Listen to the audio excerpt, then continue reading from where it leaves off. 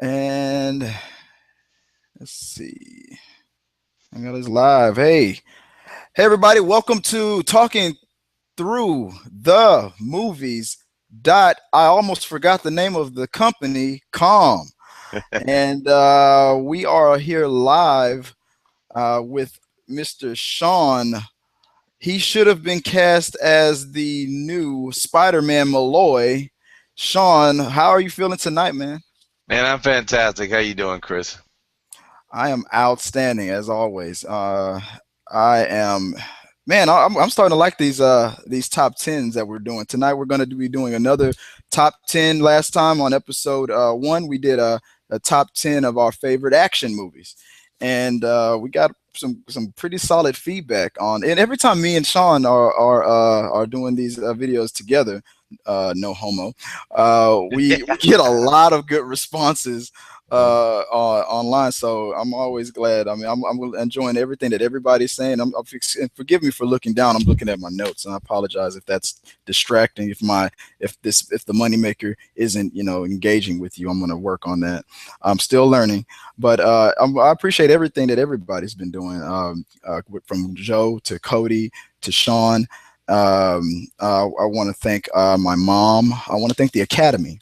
So we're going to run down episode two of Talking Through. This is episode two, I believe. Talking Through the Movies, and we are doing another top 10. We had so much fun on the last one. We're going to do another top 10 of our favorite comedies. And we flipped a coin, and I won or lost, however you look at it. And we decided I'm going to go first.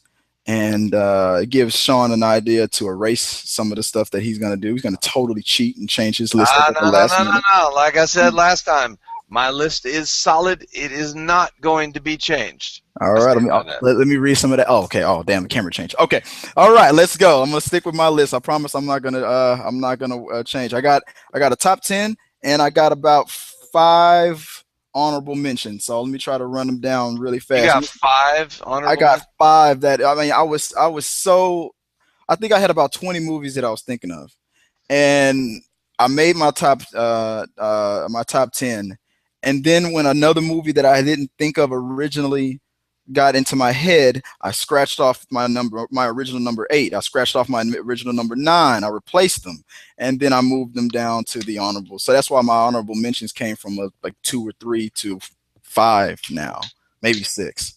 We'll see. Let's check this out. All right, top 10 comedies. These are Chris picks. I used to work for Blockbuster Video. We used to have our own picks. We also used to have our own little shelf, and on that shelf there was only one movie. It wasn't Star Wars. It's the number one on my list. I'm gonna tell you. I'll tell you that in a minute. But I'm gonna start from number 10.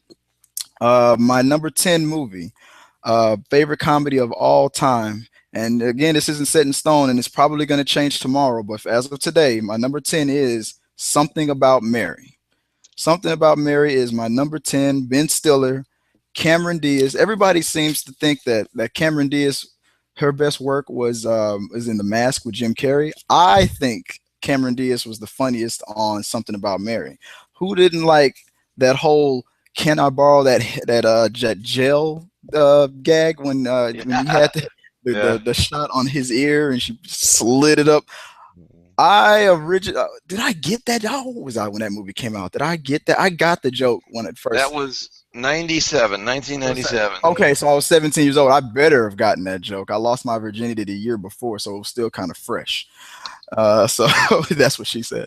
Yeah. That would be my number 10, my number nine, and I'm kind of upset that I put this at number nine, and it replaced one of my honorable mentions, but I probably should have put it higher. Beavis and Butthead Do America. That's my number nine. Two thumbs up. I think it was the first cartoon to get two thumbs up by what was their names? Robert Roper and who were the two thumbs up guys? Oh my God, I'm having a senior moment.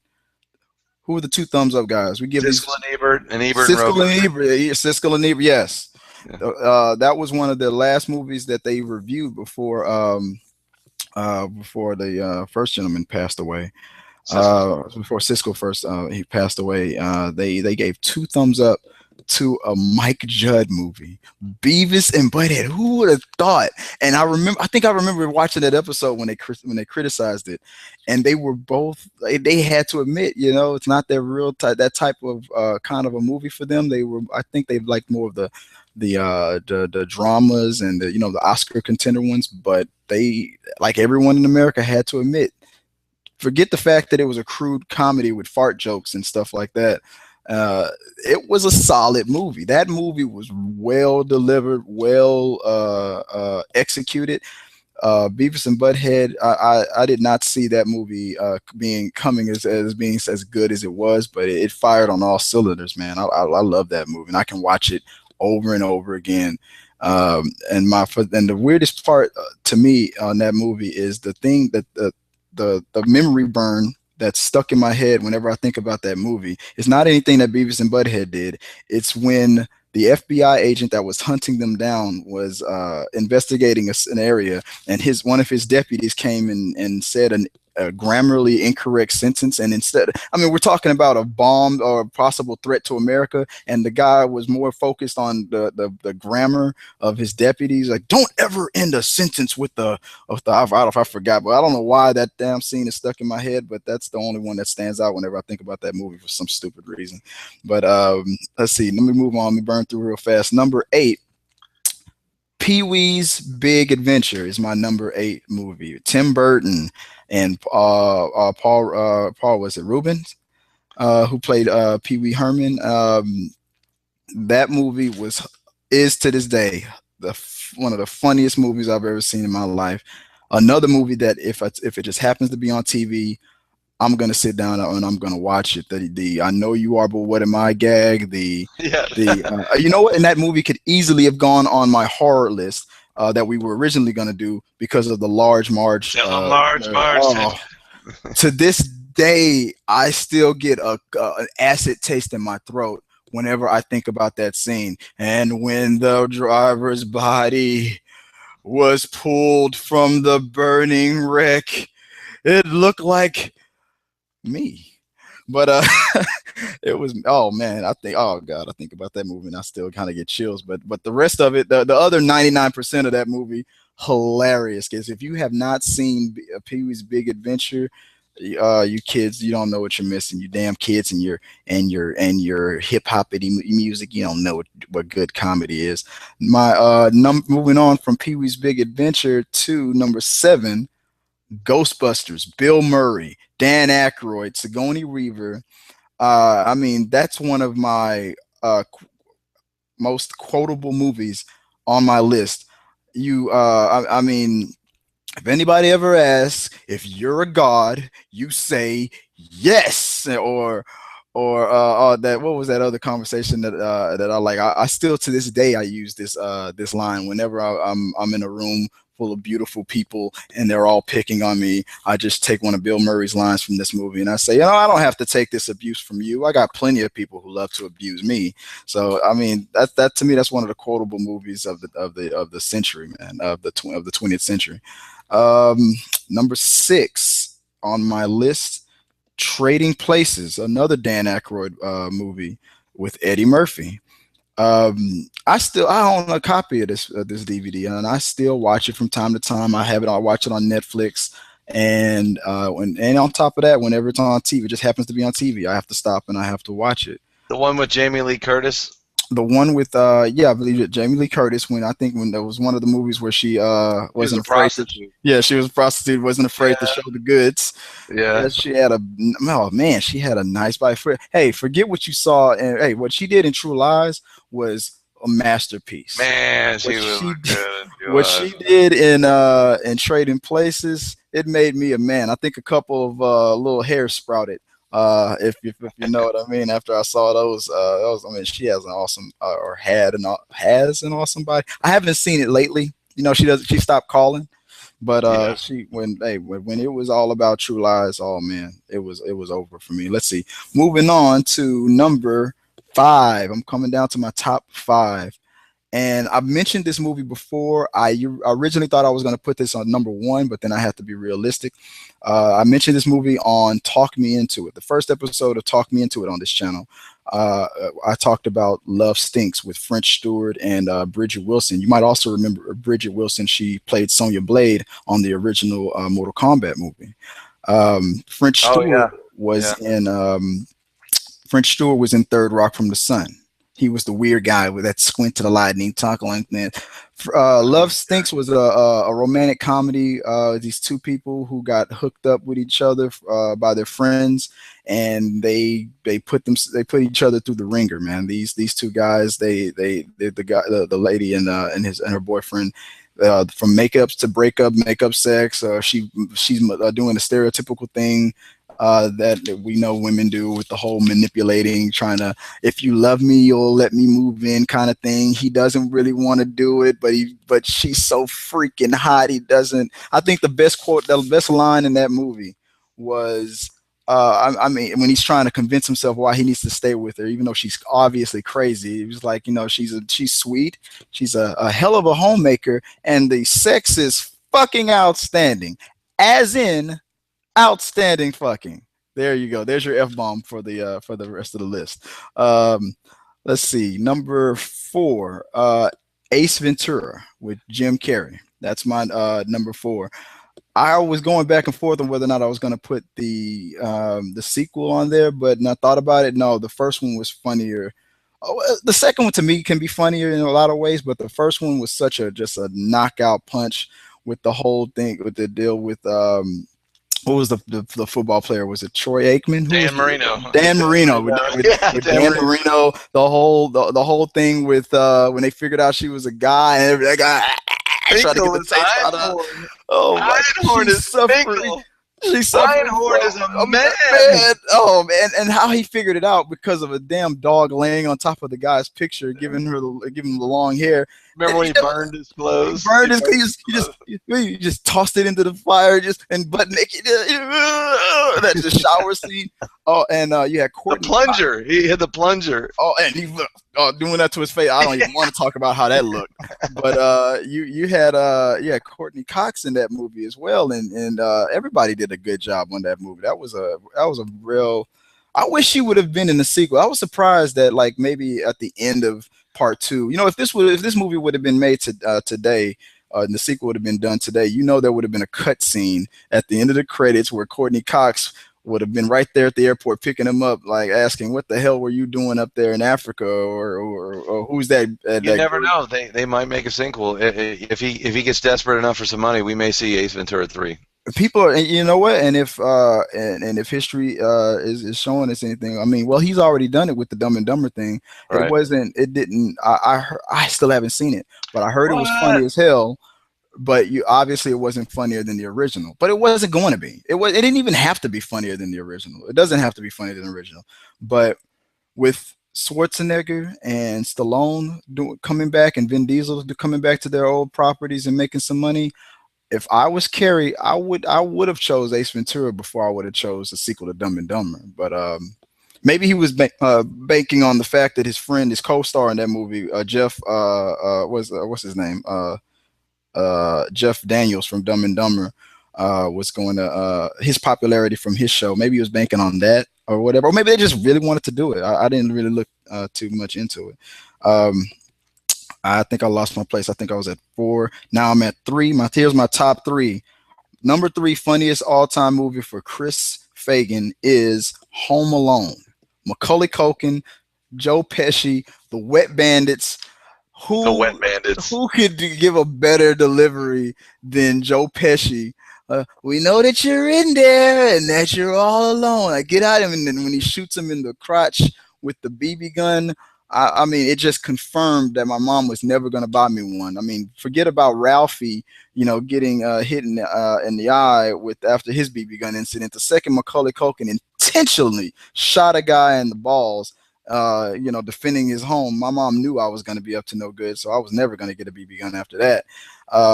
But another quotable as hell movie. I mean, keep the change, you filthy animal, and Yeah. Yeah. and how fucking immature and irresponsible were those parents? How do you leave a kid and at home and not just call the cops have a child protective service. I mean, you don't want to get in further trouble, but I mean, let's be honest. If that would have been me and my kids, I'd be in jail right now. Child protective services would have been all over my ass, but because it's a Christmas comedy, all the police just forget that this middle class family left their kid alone for like a week fighting off criminals. I mean, it was like Batman if you think about it. I mean, Batman's got this little 13-year-old kid jumping over rooftops fighting gangsters, and nobody's saying anything. This was weird, but hey, that's comedy.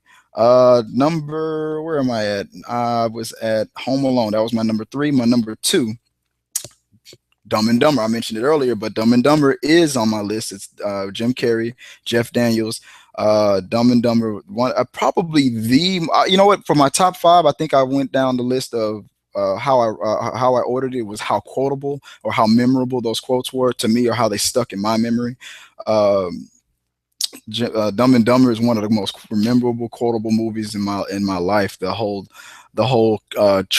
driving scene where he's like, you want to hear the most annoying sound in the world, and then the whole song that they sung, that mock, yeah, yeah. I Yeah, mean, that whole thing was freaking hilarious.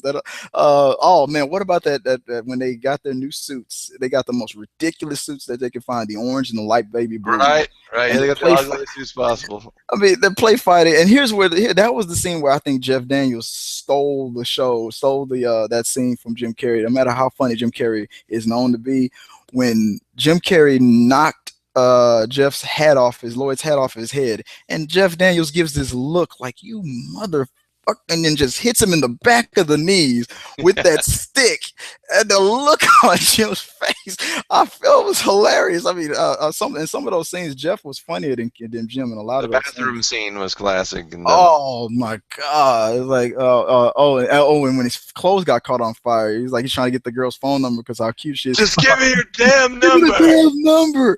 Oh man, I mean, sometimes Jeff was still in the show, but that whole one in a million line thing, that still cracks me up So today. you're saying there's a So you're chance? seeing there's a chance. Yeah, there was a chance for you to get with that girl because he married. Didn't he marry her? I think in real Uh, life he did. wasn't she? Now let me ask you this. I don't know if you have heard of this or if this is just an ugly rumor, but wasn't she dating Michael Keaton? Who played Batman? Was it Michael Keaton. Michael Keaton? Yeah. I heard the reason why he one of the reasons why, and then he later debunked it. The reason why he didn't want to do continue with part three after Jim Carrey was cast as the Riddler was because he was dating that girl, and that's who she's was stolen from, during the Dumb and Dumber thing. Like she was dating him, and but he's happily married. He's been married for all those years, wasn't it? So that might You have been know, a gross rumor. I had not heard that, but that's pretty interesting. That's I know. it was interesting when I heard it. So I got to look into that to see how true that was. I heard a rumor that he was dating her, and then he met Jim Carrey on the scene of Dumb and Dumber, and when she met Jim Carrey, and they fell in love with each other, and they started dating, and then they got married. And that's why Michael Keaton didn't want to do part three. It's probably an ugly rumor. It's probably something somebody made up, but that was an interesting story. At least that it made me believe it at the time.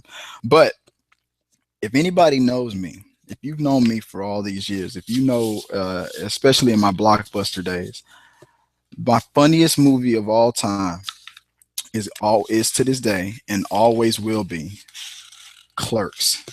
Kevin Smith's original Clerks. That movie is probably the reason why I'm doing this right now. That movie is probably the reason why I'm into movies so much. It is the reason why I'm as sarcastic as I am. People think that it was probably Seinfeld, but no. Kevin Smith has probably molded and no, not mold isn't the good word, corrupted me to the man that you see today. I was damn. How old was I? I think When the Clerks came out in '95. 92? No, earlier than that. I had to have been a little younger. 93, maybe 94, 90. It's close to that. I Yeah, it's remember around. being a young teen. I remember my brother being too young to watch this movie. I remember we weren't living with him, but my mom had a boyfriend at the time that she really really liked, and we eventually moved in with him. We stayed with him for a couple of years. He passed away a couple of years ago, but I remember one night I guess we were having a sleepover while they were still early in their dating. It was weird, well, to have pop a DVD. No, I mean, sorry, not DVD. I'm too going too far in the future. This was back in the day with VHS, kids. Like pop the cassette tape, the VHS and the VCR, while mom and boyfriend, have our alone time. We didn't know what they were doing, but so we're in the living room on a fold out couch, and I popped this movie in. I see Clerks on the shelf for a while, and I bought this was before I was working, so I was just a customer. I remember passing this movie up so many times. I looked at the box. It was the box cover. I knew nothing about movies. I knew nothing about. Only thing I knew about was the commercial stuff that I was seeing on TV, the Batmans, the Supermans, the things that pop to a young kid, the Turtles, things like that. It was something about this box cover to this rated R movie that I had no business watching. But my mom at the time, she let me, if she, with her permission, she let me rent a rated R movie as long as it wasn't too much sex in it. It was just because of the language, but it was something about this movie and it was drawing me to it. I passed it by for weeks and weeks and weeks and weeks and weeks. Finally, I decided, and I knew it was in black and white, and that was the weird thing about it. That's probably what caught my eye. It was filmed in black and white. Kevin Smith, he empties his credit cards, he maxes out his credit cards, he gets all of his equipment, he produces an independent film. He really takes a big gamble. I think he borrowed money from his parents, maxed out credit cards, really stuck his neck out there, and it paid off for him. I saw And that this got his movie. career going. The guy that definitely did. They started everything with the View Askew. His company is called View Askew. And so in the universe, View is one of the first people to use the word universe for a company. View Askew Universe, or viewaskew.com is the name of his company. And I remember sitting down. I'm on that fold out couch with my little brother. He's if I'm 13, then he's 8, and we're watching Clerks. It's funny as hell. I mean, from the beginning to the end.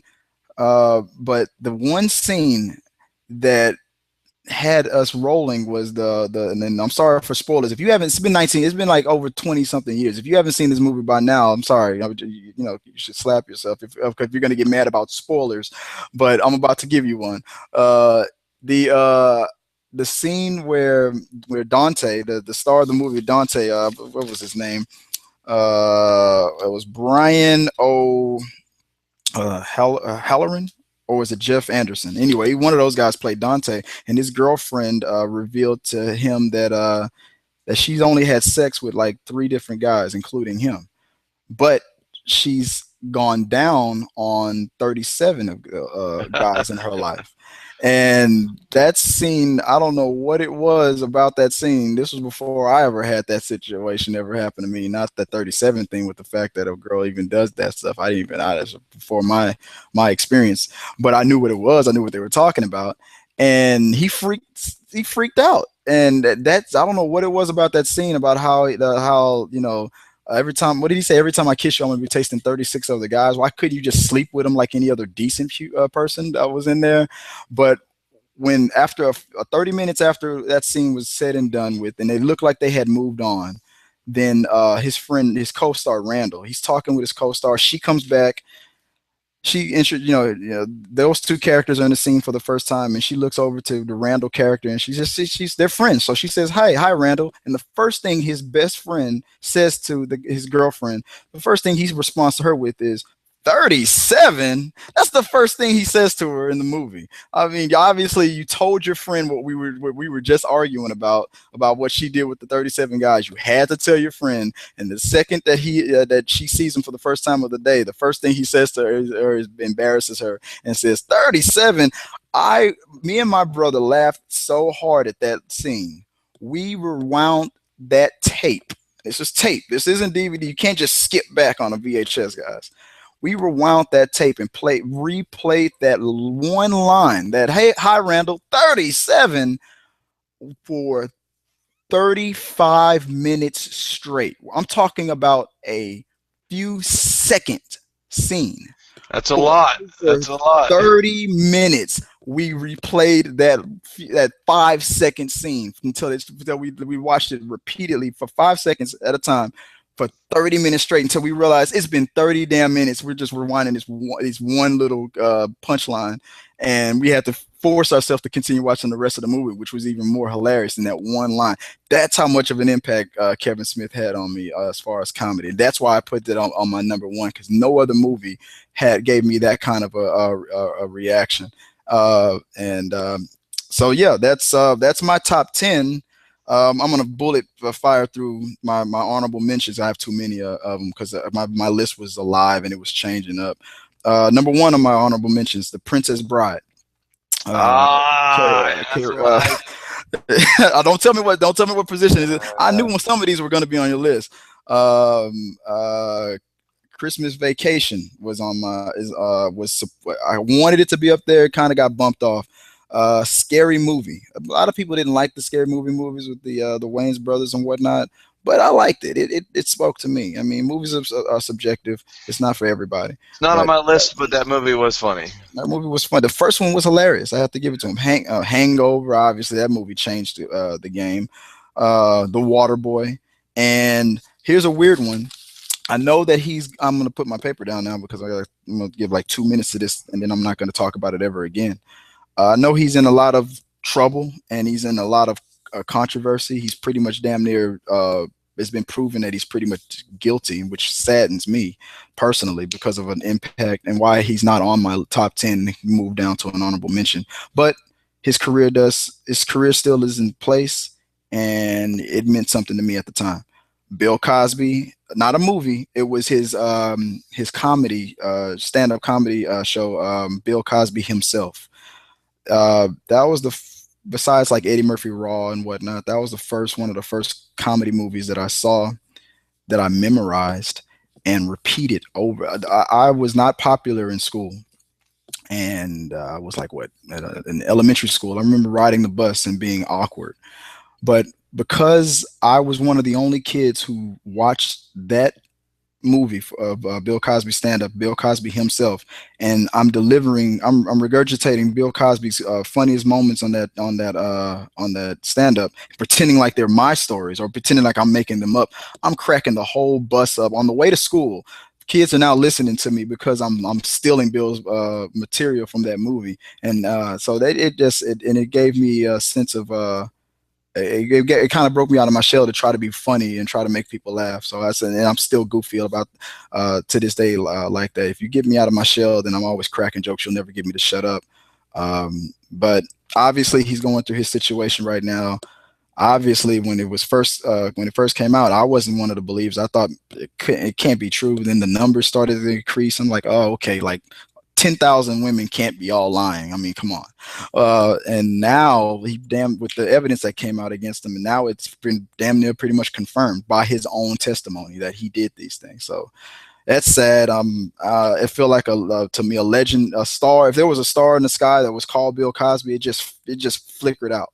It just went away. That this whole career is now gone because of not. And we're not just talking about one mistake.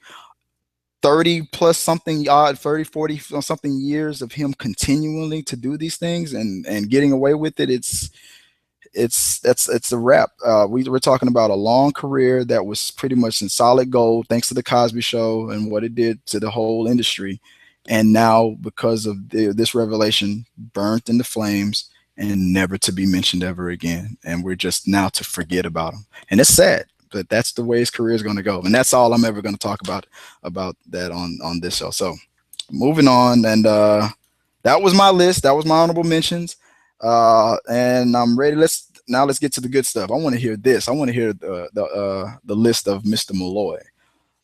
Give it Uh, to me, my man. all Let's right. So this was actually a lot harder for me than the top 10 action was, and I really had to think about this. And then I kept going back and changing it and just editing it, and I could not make up my mind. And then I could not figure out the order. And so, and I know you want an order, but I'm like, I don't know which ones I like better than the others. But I can give you my word.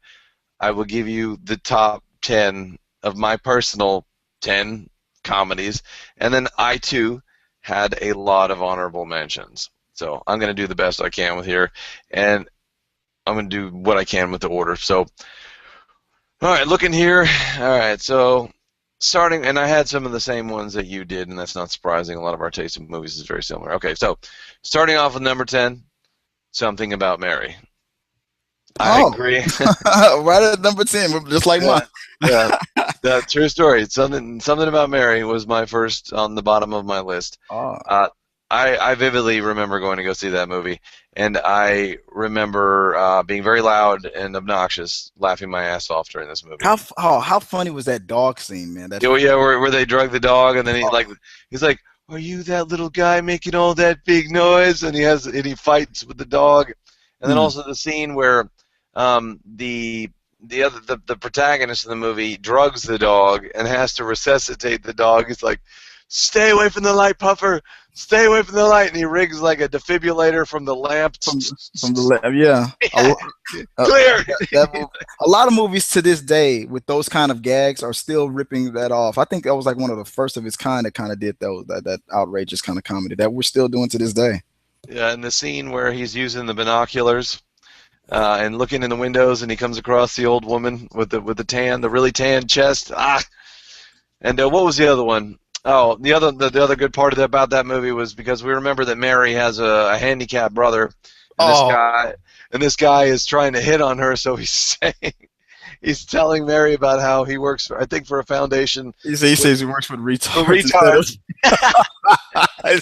instead of mentally challenged Yeah, or whatever the political correct yeah, thing. he's saying he loves to give them their freedom, so he puts them on a leash, He said, ties them to a zip line so they can walk around. oh man, But anyway, it's isn't that a little insensitive? No, yeah, no one's gonna tell we're gonna me. shy away from that, but I'm not gonna lie, that was hilarious. No, I meant when Cameron Diaz said that in the movie, isn't that insensitive to say Yeah, retard? And he's like, no, because no one's gonna tell me who I'm gonna work with. yeah, That was hilarious. yeah. Oh man, oh right, awesome. All right, so number 9, and this was kind of like a combination type movie, but I remember enough of it as a kid and being just like wowed when I went and saw it, and I thought it was funny. But I'm going to go with the original Look Who's Talking. I thought that movie was pretty funny with Bruce Willis. Oh man, I should have had that on an honorable mention. I like Look Who's Talking, and it's kind of a weird movie.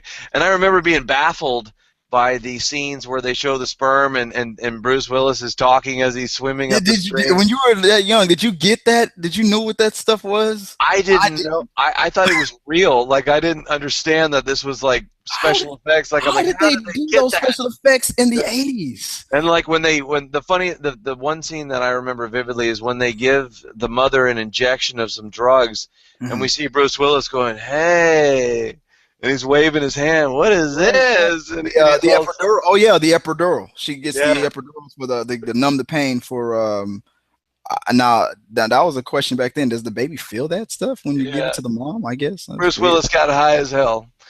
All right. So moving on to number 9. Um, I actually, well, this was the tie. I'm sorry, did I say 9? Number 8, Hmm. and number 8 had a tie, so I'm going to go ahead and throw both of them out there. I couldn't make up my mind. It was a tie between Who Framed Roger Rabbit and Ghostbusters. Oh wow. And you talked about Ghostbusters a little bit. And Who Framed Roger Rabbit was like one of the first movies that they did a really good job on blending live action with animation. I mean, that movie was absolutely hilarious. The babe, that cigar smoking baby. Hiya tits. Yeah. And all right, so moving on, number 7.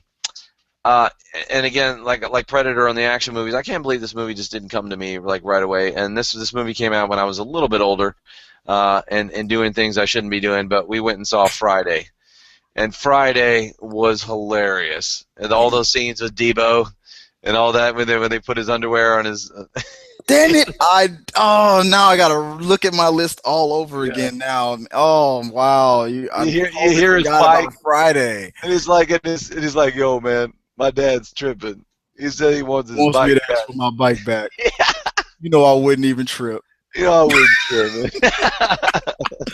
Oh, then all of a sudden he's like, "What bike?" And then all of a sudden all of a sudden he was tripping. The one Yeah, I've been asking you about, the one you borrowed last week. Like he had all the yeah. details.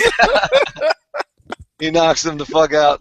Oh All right. man. So number six, and again, this number six, it's a series, and so I couldn't figure out which one in the series I wanted. So I just kind of said all of them, and there may be one or two I liked a little less, but the Police Academy series, I really like the Police Academies. There's so many jokes in those movies that I can't even go over all of them. But if you guys get a chance, watch the Police Academies. And I remember that the first one is a little bit more vulgar. I think it might even be rated R, the original one. I may be wrong about that, but I remember the original one being a little bit more vulgar than the other ones. But then they kind of started becoming a little kids friendly. But the guy, Motormouth Jones, all the voice effects, and Tackleberry with those huge guns, and the Police Academy. Check it out. All right. Did you? Let me ask you real quick about Police Academy. Now, I'm gonna have a funny admission. Did you understand what was going on in the Blue Oyster at a young age? No. I didn't either. I thought those guys were so tough that the club.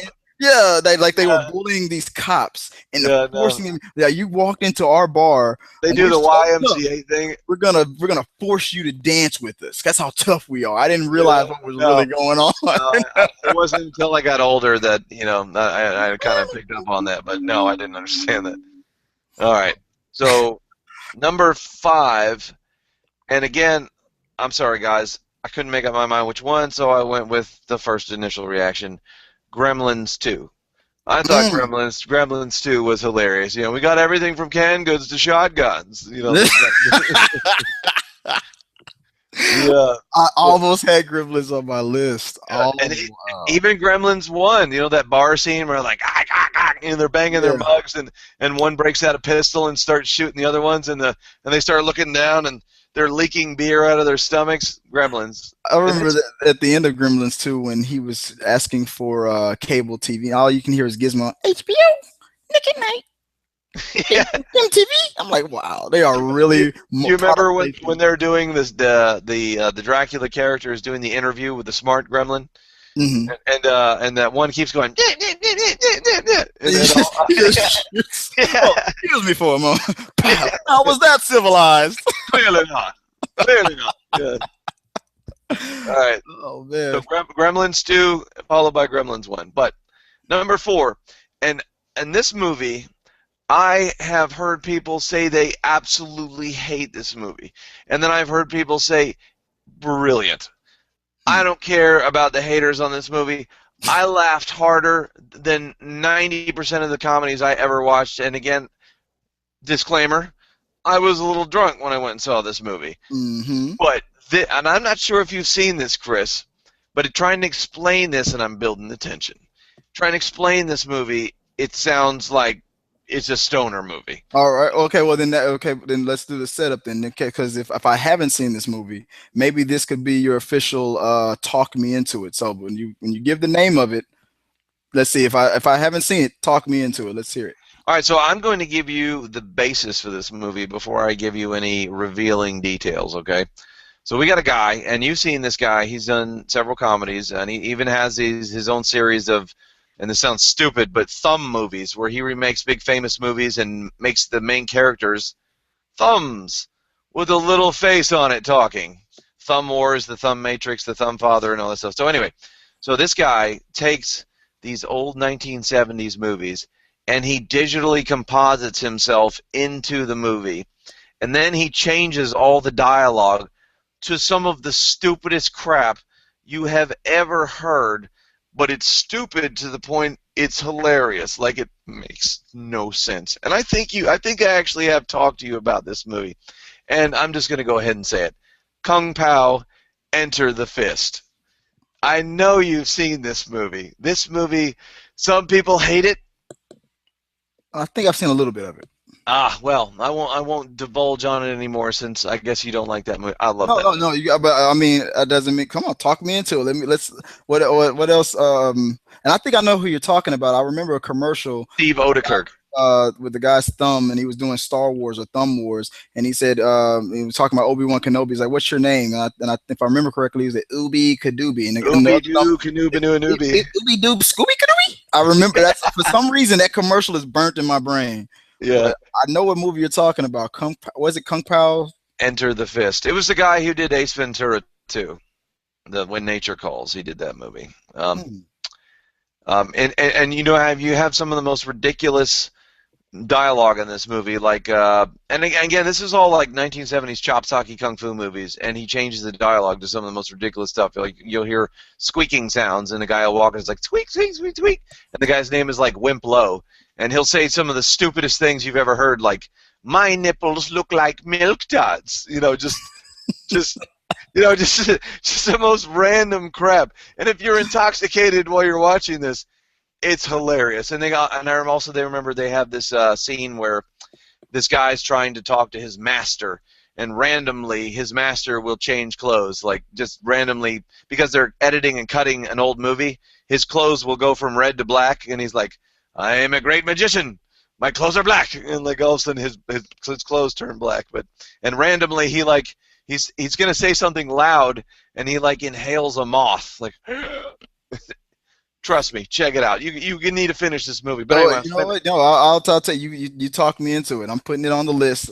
After Eternal Affairs, I'm checking out Kung Pao. Was it Kung Pao Chicken?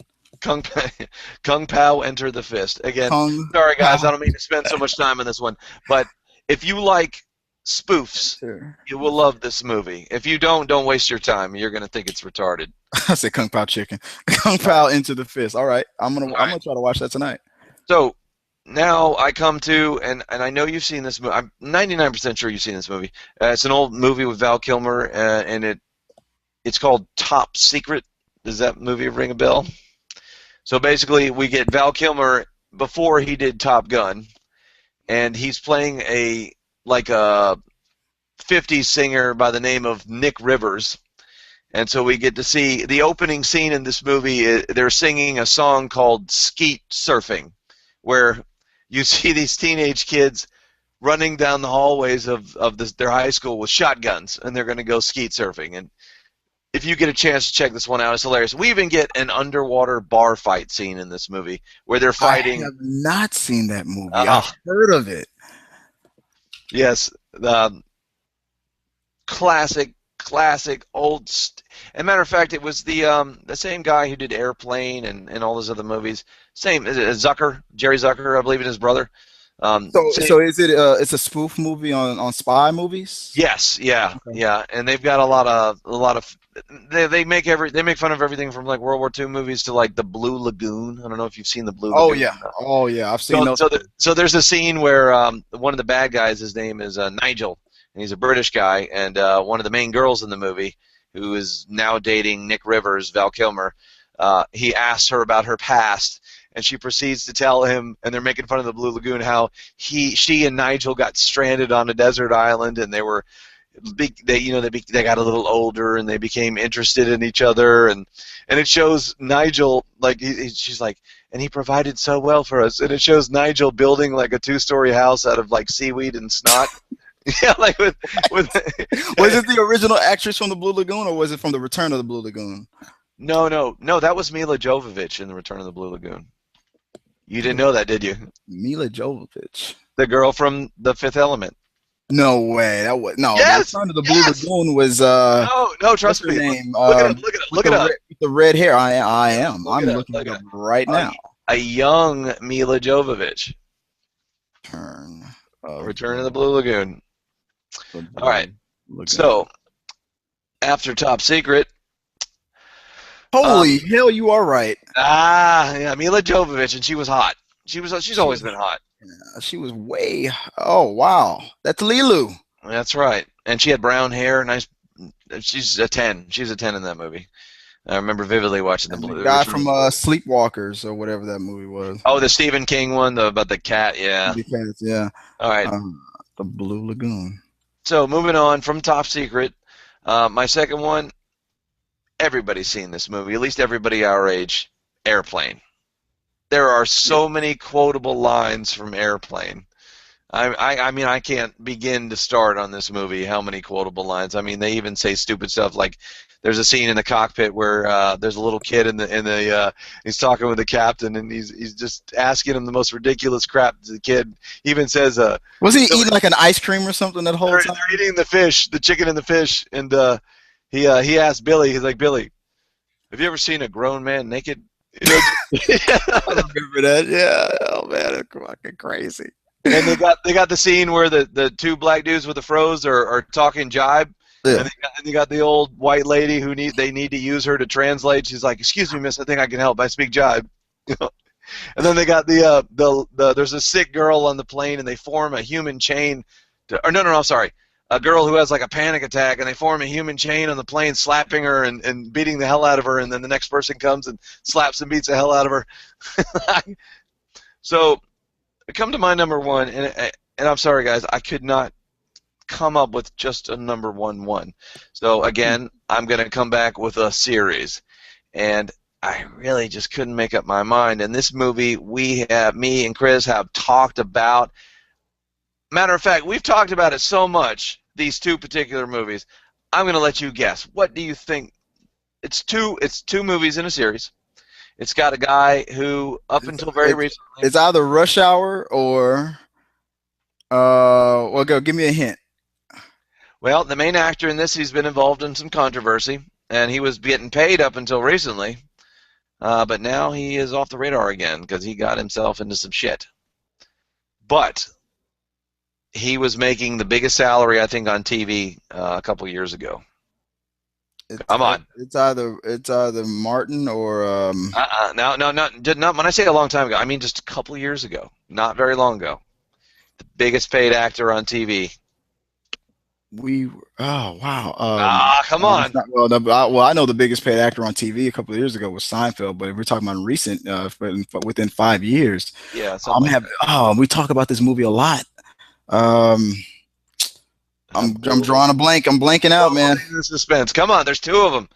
There's two of them. He was the biggest paid actor on TV. Come on, he's always getting fucked up and drunk, and he's causing shit, and he's been acting since he was very young. He's done a ton of movies. Come on. Oh man, I lost it. I can't think of it. And his brother his brother is also famous, but not so famous, and his dad is also very famous. So it's like a trilogy of famous actors. Come on, Chris.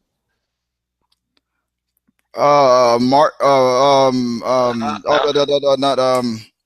It starts with a C. Come on now, spit it out. Charlie Sheen. Yes. Okay. So where am I going with this? You're either talking about what was the first two movies? You're not talking about Hot Shots. Yes, Hot Shots. Hot Shots. And Part Deux.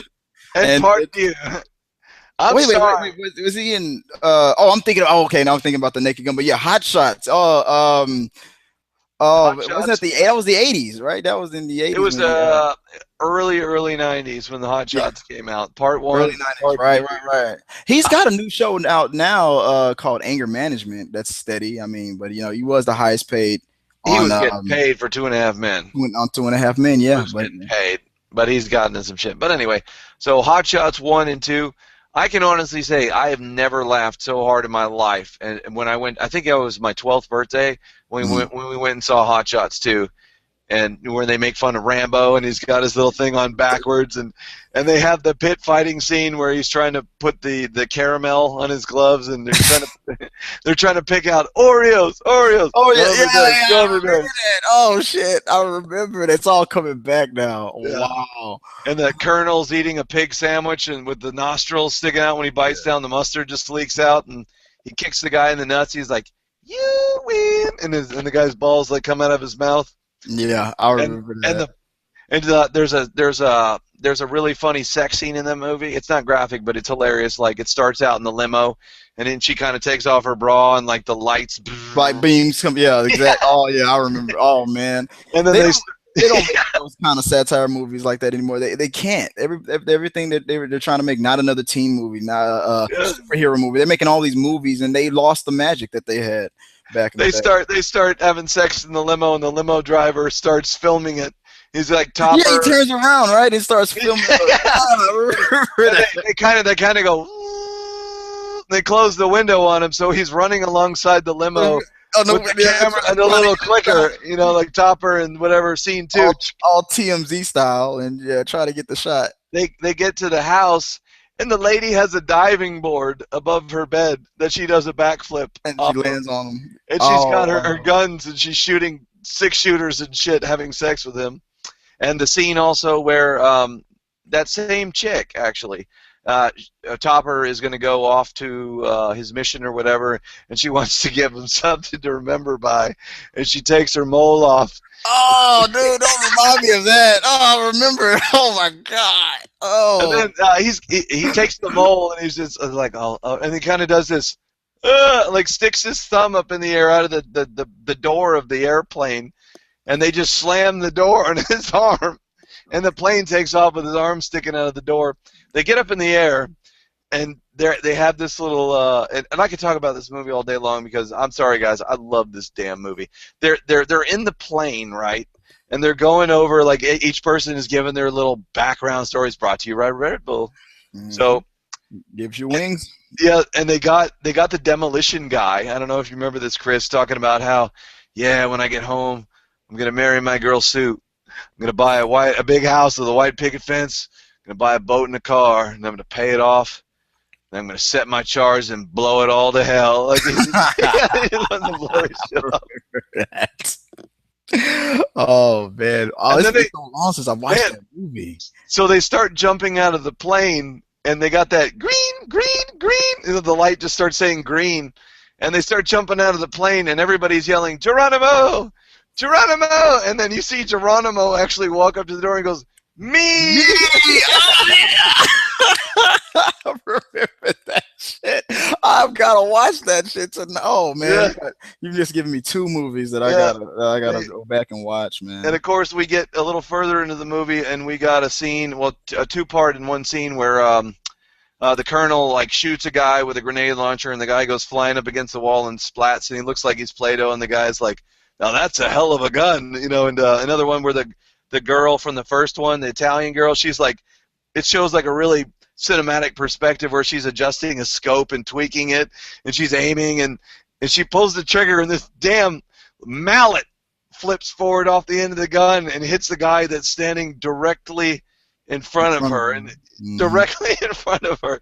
And then, of course, we have the epic lightsaber battle between Saddam Hussein and the President of the United States, and we get to hear Saddam talking like Darth Vader until he uses his inhaler. And he ends up, he actually... He has a better voice after that, right? Didn't he have like a clear... He's like, "Yeah, you shouldn't have come here." You know, he does a little... I said, "You shouldn't have come here." You know, and then he ends up, I think the president ends up, like, freezing him with, like, a fire extinguisher and shoots him, or no, like, kicks him or does some shit to him, and he breaks like the Terminator. And then he comes back, and the good guys are flying away, and I think he ends up, like, throwing a piano that they're like, "We need to lose some weight," and they, like, push the damn piano out of the helicopter that just happens to be a piano, and it lands on Saddam, and his feet, I don't know if you guys, it's something you guys no, I remember this part, and his feet curl up like the Wizard of Oz. Yeah. Wizard of Oz. I heard that scene wasn't originally supposed to be in the Wizard of Oz, and they threw it in at the last minute. That whole curling the feet thing. That was a classic scene. Yeah. Do you remember when he came back? He morphed back in, but I don't know if you remember, he fell on top of his dog, and so when he comes back together like the Terminator, he's actually like part man, part dog. Like half his face is dog, and shit like that. Yeah, I remember that shit, man. Yeah. So. I'm sorry, and it may not be the best comedy, but for me, I had never laughed that hard at the movies. But yeah, it spoke to you. But that was your number one, right? That was my number one. Okay, and I'm sorry, guys, if you don't agree, that's fine. But like I said, I just have to go with my gut, and I laughed my ass off at that movie. The entire movie was hilarious to me, and I haven't seen it in a long time, and it may not be as funny as to me now, but I have nothing but love for that movie. So you got any honorable mentions? Yeah, I've got quite a few, actually. Like I said, I'm not good at this. I can't make up my mind. I want to hear them all, man. All right, there's one movie in particular that I want to talk about that we might not have talked about yet, but let me hear your honorable mentions. All right, so I got 1, 2, 3, 4, 5, 6. I got 7 or 8 of these honorable mentions. First off, and I'm surprised I didn't put this on the main list, but I couldn't make up my mind.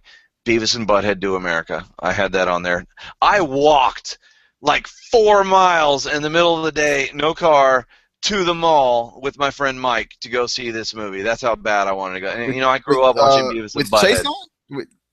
with No, no, Chasing? no, No, no, a different different Mike. Mike. Okay. We Okay. walked miles down the road because we didn't have a car and we didn't have Oh, bikes at that age because we were a little too old for our bikes and a little too young for the cars. too So we. cool for a bike, too broke for a car.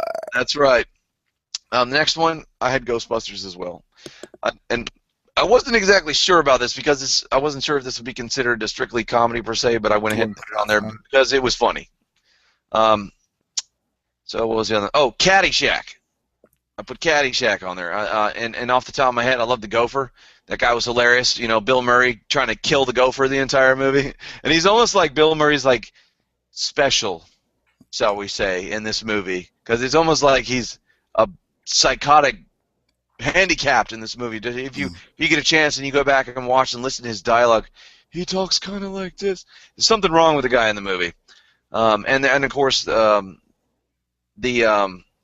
the most famous scene in Caddyshack is when everybody thinks there's a turd in the pool, and they have the dudum dudum, and the stick of poo is just floating towards the people, and it's just like Jaws. You see splashing and stuff, and this log is like floating in the pool towards people, and everybody thinks it's like poo, and everybody thinks it's shit in the pool, and everybody jumps out, and they drain the pool, and I think it's Bill Murray actually like picks it up and like takes a bite out of it, and everybody's like, oh, yeah. Like everybody thinks he's eating shit. And there's also another scene in that movie where some guy gets drunk and he barfs through the rooftop of some rich guy. Like I think it's like at the valet station where they pull up to the country club, and the guy walks by this badass Porsche, and he's just, it just like throws up directly into this guy's roof. All right, so I remember rewinding that scene on the VHS tapes, just the and just like him throwing up into this guy's Porsche. All right, so again, again we had a lot of the similar honorable mentions, but I think actually you put this one on your list. I got Dumb and Dumber. I love that movie. There's a lot of quotable stuff from that one. Christmas Story. You said it. I said it too. Honorable mention. I almost wanted to put this on the main list, but there was too many others, and so I had to narrow it down. And the last, Christmas Vacation. I love that movie. Wait, did I not mention that? Because that was on my honorable mention. Did you mention that one too? It was on my honorable mentions, but I don't know if you can read my handwriting, but I forgot to mention it. I don't know if you can see it. You know, the Princess Bride. The Princess Bride. I can't believe that was the Predator for me. The Princess Bride. I damn it. Inconceivable. Yeah. I can't believe I forgot that movie, and I watched the hell out of that movie. We get to see Fred Savage as a wee youngling, getting read to by his grandfather. That if you look in the background in the scene where you see him and his grandfather, Peter Falk, I think is his name. There is product placement all over that kid's room. He's got Cheetos and Coke and Pepsi. Nike, it's everywhere. It's everywhere. Wait a minute, wasn't Fred Savage also in the Wizard? Yes. The Nintendo movie? Yes. They were all about product placing that kid. He was all over the 80s with product placements. That Power Glove sucks. But true story, I still have a Power Glove. Oh yeah, we gotta put that on the show, dude. That's no, seriously, we gotta have that. I even have my original Nintendo. It still works. I still got the Nintendo. Did you ever see the kids react to the Power Glove? Yes, they hated it. They hated it, but they loved the commercial. It looked cool. And, yeah, because it looks cool in the commercial, but it was terrible. Like you remember in The Wizard, they had that scene where the blonde guy is kind of a douche. Yeah. And he's like playing like Rad Racer, and he's just zooming it. It did not work that well. It didn't. I remember trying to play what was that game called? Mean Dudes or Bad Dudes? Yeah, Bad Dudes or something like that. You couldn't. You're just controlling like you're trying to punch, trying to jump. You can't do nothing. I mean, I felt like flipping the middle finger at that damn game. It didn't work, and I think that made me just get rid of that Power Glove. But that commercial though. It was on point, but you know what? I'm not sure. I may have screwed up because I think I put 2 top 3s and I didn't read the other top 3s. I actually had you had a tie for a top 3. I had a second top 3, and it was both of the Ace Ventura movies. I just realized that I wrote 2 3s. Yeah, but okay, yeah, I like your ties because everything that was a tie was in a series. That was real cool because those movies.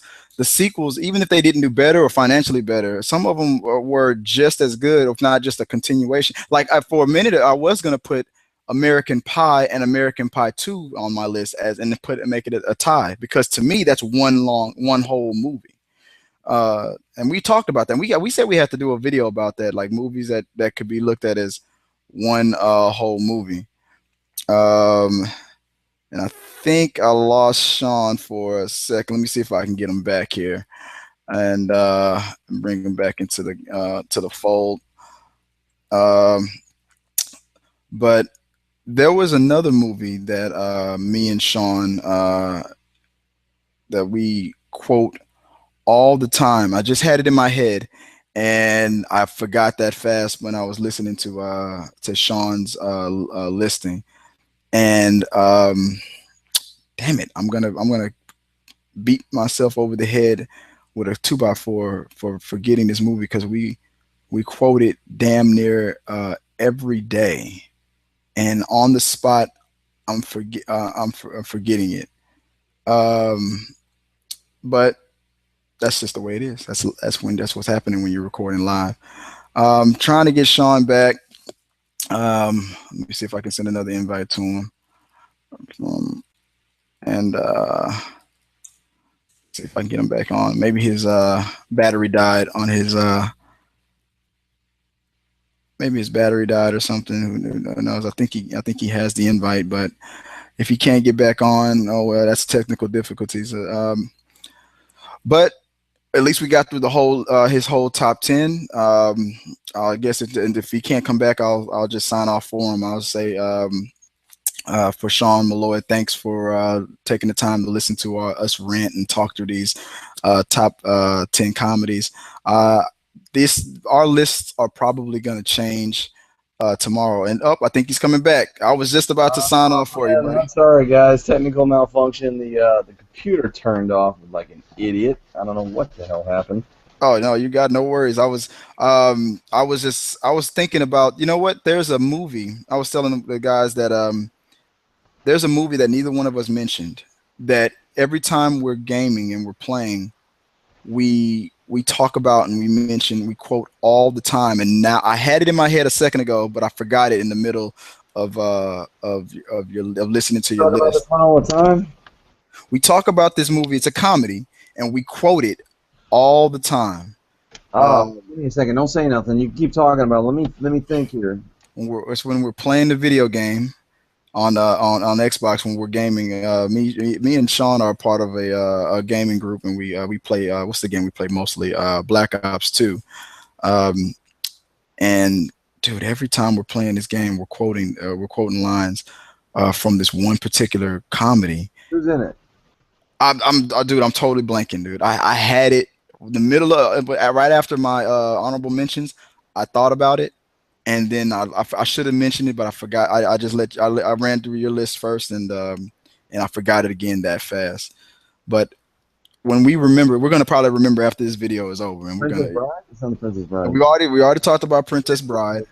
It's a movie that's I know we're always talking about it, and we're always quoting it especially when we're gaming. I'm just trying to remember the stuff that we usually say to each other when we're gaming. Besides the Bane stuff and the Batman stuff that we're always quoting. But damn it, I don't know if it's Jim Carrey. It's probably 90s. It might be 90s or 2000s. It's a comedy, and we're always talking about it, man. I think we were recently talking about it a couple of weeks ago. And I'm gonna remember after I sign off. I already know it. Yeah, I'm never gonna remember. I'm trying too hard to remember it. I'm not gonna remember it. I'm gonna remember it later. I'm probably gonna put it in the comment section. Sorry, guys. We talk about a lot of movies, so trying to pull one out of a needle in the haystack is a little different. A needle in a stack full of needles, if you think about it. But oh man, I'm gonna be mad at myself because I'm gonna remember the name of it after it's all done. But if I do remember after the fact, I'll write it down, and then on the next episode I'll bring it up. You know a movie I forgot? Damn, Kingpin. Kingpin with Woody Harrelson. That movie was hilarious. And Randy Quaid. Mm-hmm. Movie. I don't know if you remember that movie where he's a bowler. Mm-hmm. His landlord makes him go down on her to pay for his rent, and she's doing that like she's so gross looking, and he has like mental flashbacks about it, and he's looking in the rearview mirror of his car every once in a while. I see her going, "Ah," and she's like, matter of fact, it's the same chick from Something About Mary, the chest scene. Yes, yes, that's the same actress. He made him go down on her, or she made him go down. You know what that reminds me of? That reminds me of another comedy with Eddie Murphy when when he thought he had to sleep with Eartha Kitt. In the movie called her name was Lady Eloise. She was the name or the face of the company, but she had no power. But she didn't tell him that. She let him think that if you sleep with, she was like, if you sleep with me, then you're going to get that promotion or you're going to get whatever you're trying to get, and move up in the company. And the whole time when Eartha Kitt's luring Eddie Murphy into her room, Eartha Kitt's butler, this big black guy, he's like cracking up. He's all like just. And Eddie Murphy's like trying to figure out why this guy's like laughing at him. It's because after he sleeps with this like 70-something-year-old woman, he comes back to work, nothing has changed, and everybody knows he slept with her. Yeah. And it's like, and then the real boss tells her, yeah, she has no power here. So whatever you guys did last night was between you two and you two only. And he's trying to deny, like, I don't know what you're talking about. And she comes into the room and goes up to Eddie Murphy and she goes, give me a hug, Marcus. And she leans in and goes, I don't have any panties on. And everybody's laughing at him and stuff. He's like, that has nothing to do with me. Just because she don't want to wear any drawers don't mean I hit it. I mean, like, oh man, it was. But that wasn't the movie I was thinking about. But what was the one that the woman knocked Eddie Murphy out? It was Harlem Nights or something where, and then I think he ends up like shooting her big toe off. Oh yeah. Yeah.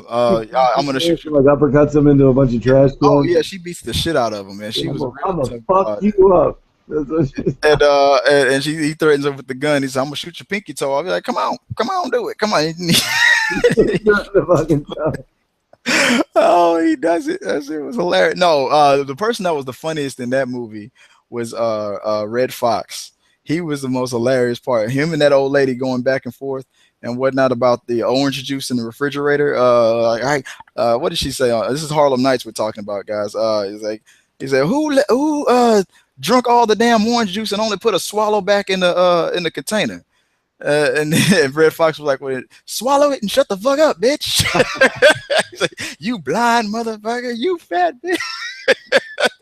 That Red Fox and that old lady, they had me rolling, man. But damn it, it's gonna kill me if I cannot remember the movie, man. We're always quoting. Besides the Schwarzenegger quotes that we're always doing, there's a comedy that we're always quoting, and we're taking little bits, tidbits from.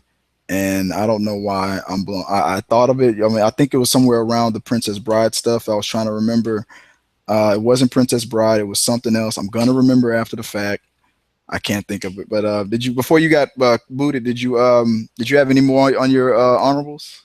Maybe it's on there. Did you have anything else? Man, off the top, and again, I'm gonna start spitting them out like crazy as soon as I jump off here. But off the top of my head, no, none that are just absolute brutal classics. Mm-hmm. So I'd have to say no as of now. Off the top of my head, movies that influenced me back in the day, comedies, probably House Party. Yeah, that was a good one. I'm not remembering the movie I was forgetting, but there's another movie I'm surprised I didn't think of. Recent movie, Black Dynamite. That movie. Let me see that one. You haven't seen Black Dynamite yet with what's that actor's name? Have you seen anything about it? Have you seen the cartoon that's out now? I think it's on Netflix or something. Yeah, it's on Adult Swim, and that's a cartoon, because I know they made a movie. It's a cartoon called Black Dynamite, but it's based on the movie Black Dynamite. Okay. With I forgot the actor's name, but he plays the guy who played Spawn. Oh, Michael. Is it Jay White or Douglas? No, I think it's Michael J. White. But he also played Tyson in the Tyson. Oh, speaking of which, I actually like that movie, the Tyson movie. Anyway, you guys check it out, Tyson. Yeah, so yeah, Tyson movie. Yeah. That You was his know, best movie, hands we should probably do a list of movies that went straight to DVD or like HBO down. movies like that movie like Tyson. There's another movie that went straight to cable that to me stands up. It's not a comedy, but it's based on there's a lot of movies coming out now about Apple, about Steve Jobs and things like that. There's two of them coming out at the same time, but it's probably going to be good. The new one that's about to come out, the one with what's his name that just played Steve Jobs wasn't good at all. But Fassbender, I think, is going to redeem it. But I don't care how good it's going to be. It's still not going to be better than the Pirates of Silicon Valley. If you ever seen Michael Anthony in it. you seen the Pirates of Silicon Valley? No, that was a long time ago. Yeah, I Yeah. haven't seen it. I'll have to check it out again. But I remember when it came out. I remember the guy from the National Lampoon Vacation. Yeah. He Yeah. played he played Bill Gates, and I'm telling you, I don't care how good all these movies are going to come out. Nothing's going to be better than well, never say never, but so far none of these movies have been better at depicting what happened between Jobs and Gates better than the Pirates of Silicon Valley. That was an awesome movie. But I'm getting off subject. Comedies off the top of my head. We already talked about the American Pie series. Oh, damn. Road Trip. I didn't. I didn't even even mention it, but I didn't even think about the American Pie movies. Those were funny. Yeah, Road Trip was also another one that stuck with me, Those man. cheetah panties. Look, The he's got the little skinny Mike. He's got those giant cheetah panties. They're huge. exactly. They put the And white hoodie in his bag, and because he's at like at a black fraternity, and they screw with him, and they're like, "What the hell is this?" And they pull out like the white hoodie out of his bag, and he passes out. oh man, I'll tell you a movie that I watched the premiere of before it dropped in the theaters. It's on DVD now. It's a recent one. It's a Kevin Hart movie, but it's underrated. Everybody was so excited about Kevin Hart doing that work with Will Ferrell, but I looking saw at the that trailer, hard. you saw it get hard. It Yeah. was okay. It was just okay to me. But the movie that I think Kevin Smith did that was funny, just as funny as the one he did with Ice Cube, to me was The Wedding Ringer, and it's underrated. That movie, if you haven't seen The Wedding Ringer, you will like it. Every person I recommend it to, and I'm gonna recommend it to you if you're a Yeah. semi Kevin Hart fan. The Wedding Ringer had a team of comedians that team work that's what made that movie work. It wasn't just all on Kevin Hart's shoulders. When the team, his friends, and they came into the picture, these unknown Oh, you know comedians. what? I know I've seen the trailer for this movie, but I didn't. I You hadn't, didn't have any interest in seeing it, right? Yeah, but I just trust me. one of the trailers I came across. I hadn't seen it though. Yeah, trust me. If you watch The Wedding Ringer, you will like it, and when you'll know what I'm talking about when they start getting help from the rest of these comedians, the friends, and the chemistry between them all. It is hilarious. Some of the funniest stuff I've ever seen in my life. You even forget that the Kevin Hart isms that you hear, the stuff that you're kind of getting tired of, but then you still kind of want to see the next movie, kind of stuff. You forget about all that stuff. That to me, The Wedding Ringer is Kevin Hart's funniest movie, but it's the most underrated one. And everybody I've recommended to who's seen it comes back and says that shit was funnier than a lot of Kevin Hart's movies.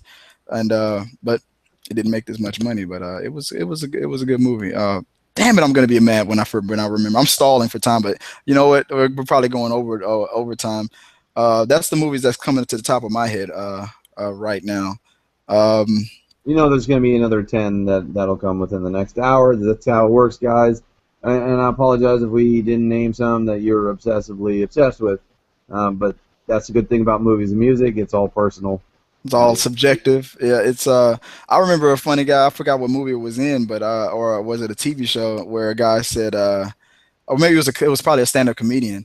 And I still deliver this joke every now and then to this day because it rings true.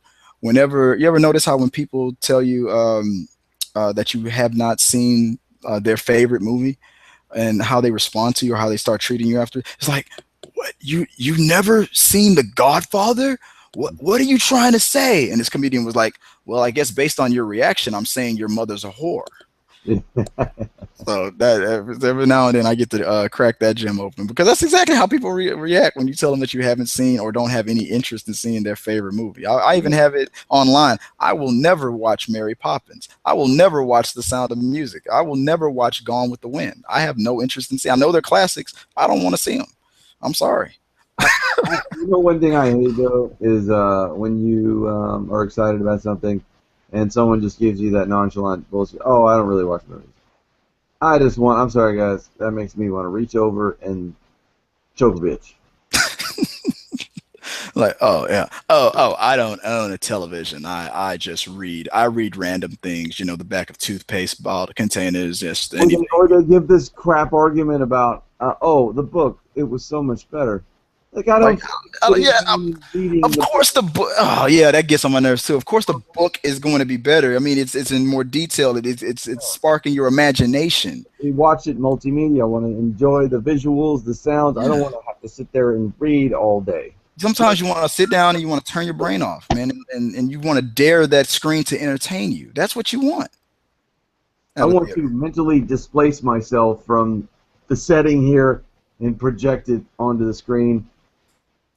Forget where you're sitting. Just fully Well, envelop well, yourself. that's that'll be a different kind of a movie theater where you have to ask for the small popcorn with the extra butter and like a whole bunch of napkins if you follow me.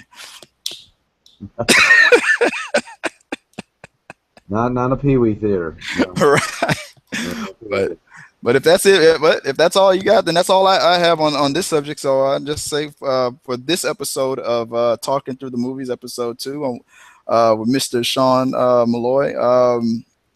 Let me know, hey, Sean. You know I'm already working on my own channel. So how when am I gonna get to see the Sean Malloy channel? When is that gonna come? I'm gonna work on this guy. I'm gonna make him come out with his own YouTube channel. You think anything on my channel is entertaining? You think all these other million subscribed YouTubers are funny? Sean, this guy here, if he, trust me, I'm gonna put him on the spot because this guy has so many ideas. I'm telling you, if we were just had the time to get it executed, it would be hilarious. So I'm gonna try to work on Sean to get his own channel. So Sean, when is that happening, man? I when are you gonna need bless us with your own I need YouTube a channel? good couple days off from the jobby and get that lined up. But I give you my word, we will fix it. We'll Make make it.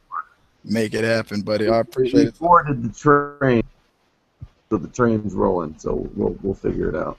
Cool. All right, and you guys already know where to find me. Oh, go. Oh, sorry. Go. What'd you say? I was going to say we still got to do the top 10 horror, and I think that we can further later do more of the top. Who knows the hell how much of the action? 'Cause I could talk about that all day long and break it down into different types of action movies. But anyway, guys, enough. Back to you, Chris. And that's the only reason why this one ran long. I knew that even though I would want to keep this episode within 30 minutes or under an hour, I wasn't gonna care because when me and Sean are talking about comedies, we go into a whole. It's almost like it's one of our favorite genres. So when we talk about this stuff, we're always trying to crack each other up, and we're always saying the stupidest things with our friends and whatnot because comedies are just that special to us. So I knew that this episode was gonna run overtime, and I didn't care because I wanted to hear Sean's list and I wanted to get my honorable mentions in and I wanted to hear the things that didn't make Sean's list and I was hoping I was going to remember that damn movie that we did not mention that I'm going to remember after the fact. But I'm glad we got this whole list. I'm glad you mentioned half of your movies that you mentioned. I'm going to probably get on Netflix soon and start watching them again because you just brought me into a whole flashback. But Let me ask you something before you jump off. uh How did that? What do you think? Were you surprised? Not surprised? Did it make sense? Did you disagree with some of them? I want to hear it straight. for you mean on your list? Yeah. None that I disagree with at all because movies are subjective. I mean, what if there was a movie that was on your list that I did not like?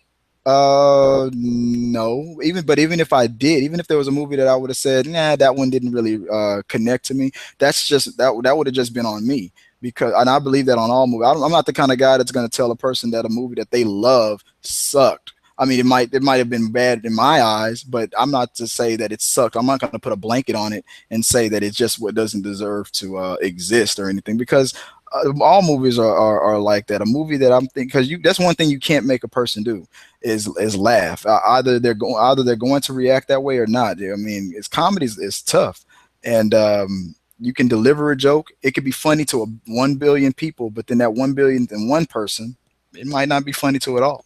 So no, I'm never no. So everything that's on your list, a lot of them I agree with. Some of them I haven't seen yet, but the ones that I did see, no, those definitely deserve to be on there, and they probably would have been on my the ones that weren't on my list would have been on my list too. I still got a kick out of the fact that our number 10 was exactly the same. It's something about Mary.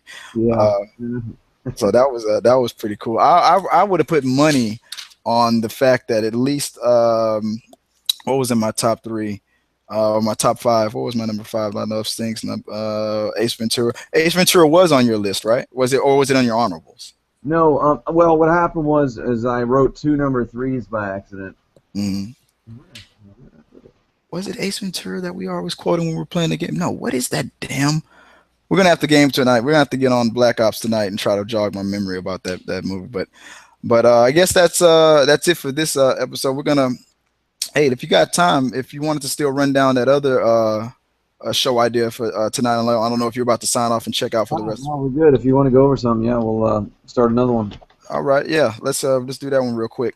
I guess for Sean Malloy for talkingthroughthemovies.com, this is episode 2. I appreciate you listening to us ramble and go on about movies that maybe some that you have seen, maybe some you haven't seen in a long time, and let us know what you think. Send comments, and let's keep talking through these movies. And Sean, how do you always sign us off about for the movies? What do you want to tell the good people before we sign out? Going to the movies. Keep going to the movies, and let's keep talking, guys. All right, let's do the next episode. Peace out, guys.